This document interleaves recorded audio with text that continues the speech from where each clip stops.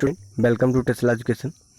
आज है 27 जून, लेकिन हम 25 और 26 जून की वीडियो अपलोड नहीं कर पाए थे, तो उन दोनों का मैं एक साथ ऐड करके एक करंट अफेयर वीडियो अपलोड कर रहा हूं। तो देखिए, पहला क्वेश्चन क्या है। हाल ही में कैबिनेट ने कुशीनगर एयरपोर्ट को इंटरनेशनल एयरपोर्ट का दर्जा देने की मंजूरी दी है। यह किस राज्य में पड़ता है? तो ये कुशीनगर एयरपोर्ट जो है उत्तर प्रदेश में ही पड़ता है। जानते हैं इसके बारे में। तो केंद्रीय मंत्रिमंडल ने उत्तर प्रदेश के कुशीनगर हवाई अड्डे को अंतर्राष्ट्रीय हवाई अड्डा घोषित किए जाने की मंजूरी दे दी है। हवाई अड्डे के अंतर्राष्ट्रीय दर्जा मिलने से घरेलू अंतर्राष्ट्रीय पर्यटन और क्षेत्रों के आर्थिक विकास को बढ़ावा मिलेगा। यह अंतर्राष्ट्रीय सीमा से लगा हुआ एक महत्वपूर्ण रणनीतिक सुलभ स्थान होगा, तो याद रखिएगा इसे। और कुशीनगर उत्तर पूर्वी उत्तर प्रदेश से गोरखपुर से लगभग 50 किलोमीटर पूर्व में स्थित है और यह प्रसिद्ध बौद्ध तीर्थ स्थलों में से एक है, तो इसलिए ये फेमस है, याद रखिएगा। और उत्तर प्रदेश के जो मुख्यमंत्री हैं योगी आदित्यनाथ हैं, यहाँ के राज्यपाल आनंदीबेन पटेल हैं और यहाँ की जो कैपिटल है वो लखनऊ है, इसे याद रखिएगा। हाल ही में जोएल शुमार का निधन हो गया, वह थे तो एक निर्देशक थे, इनका निधन हो गया है। जानते हैं इनके बारे में।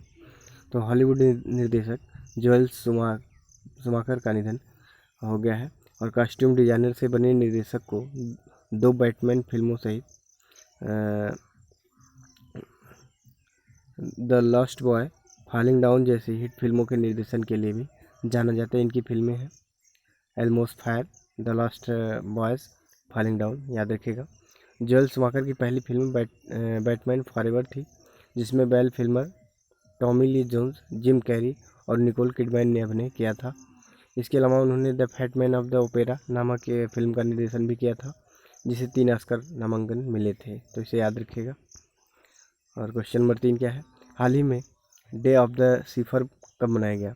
तो 25 जून को डे ऑफ द सीफर मनाया गया। जानते हैं इसके बारे में।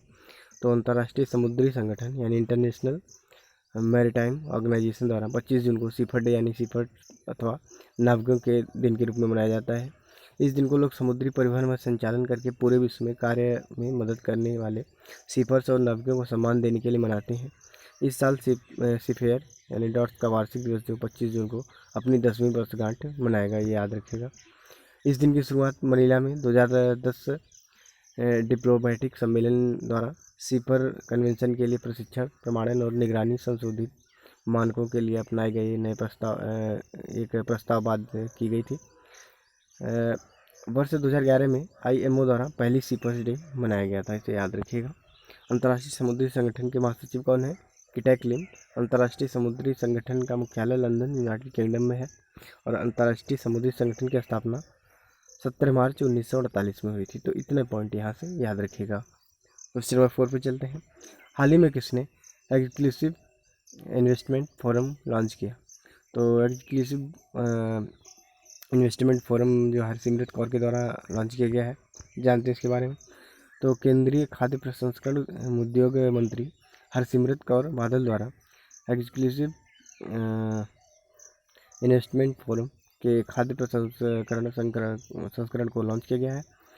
इसे भारत सरकार के राष्ट्रीय निवेश संवर्धन और सुविधा एजेंसी इन्वेस्ट इंडिया द्वारा डिजाइन किया गया है। इसके अलावा खाद्य प्रसंस्करण उद्योग मंत्रालय की इन्वेस्टमेंट सुविधा सेल को भी भारत में व्यापार करने और घरेलू विदेशी दोनों निवेशकों को संभालने के लिए स्थापित किया गया।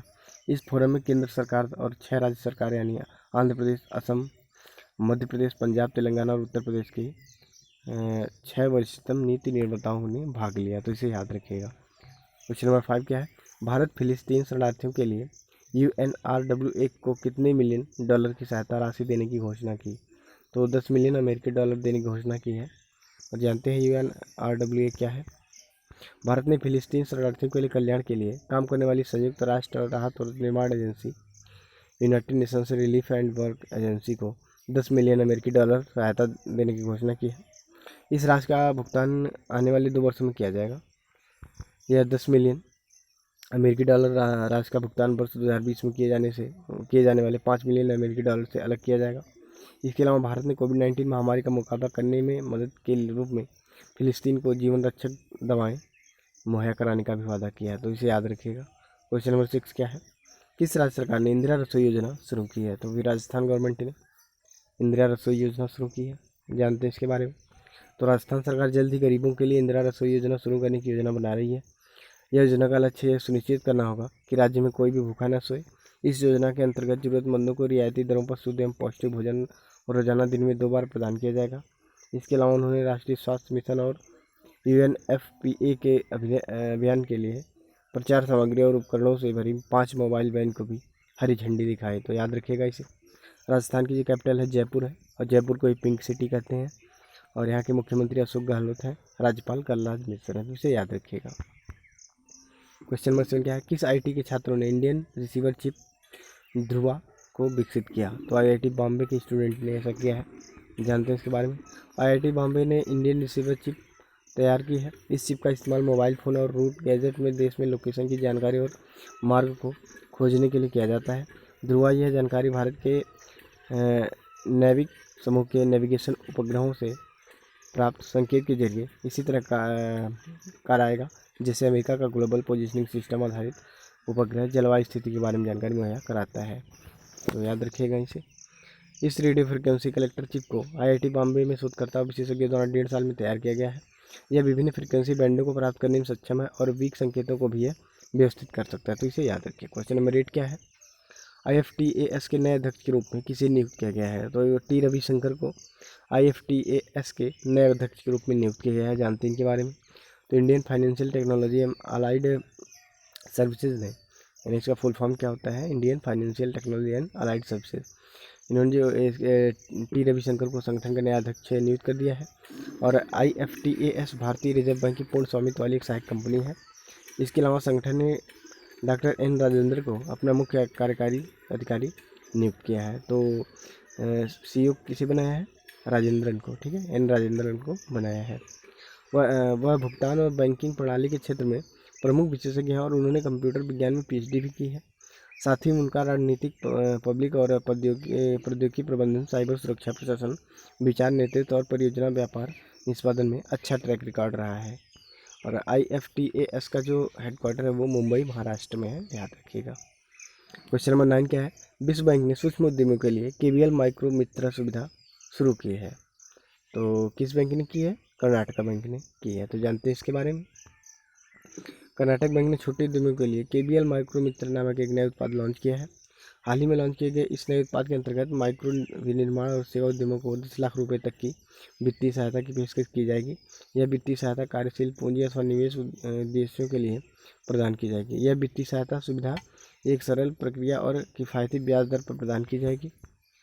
और कर्नाटक बैंक के MD और CEO कौन है? महाबलेश्वर MS, तो इसे याद रखिएगा। बढ़ते हैं क्वेश्चन नंबर 10 की तरफ। हाल ही में विश्व बंधु गुप्ता का निधन हो गया। वह थे, तो एक पत्रकार थे और इनका निधन हो गया है। तो पूर्व सांसद और वयोवृद्ध पत्रकार विश्व बंधु गुप्ता का निधन हुआ। वह 1980 में कांग्रेस पार्टी से जुड़े थे और अप्रैल 1984 से 1990 के दौरान दिल्ली से राज्यसभा में सांसद रहे। इसके अलावा विश्व बंधु गुप्ता ने तेज बंधु समूह के प्रकाशन में अध्यक्ष और प्रधान संपादक के रूप में कार्य किया था और अखिल भारतीय समाचार पत्र संपादक सम्मेलन के अध्यक्ष भी रहे थे, यानी all India newspaper editors conference के भी अध्यक्ष रह चुके हैं। तो इन्हें याद रखिएगा। Thank you, thanks for watching Tesla education.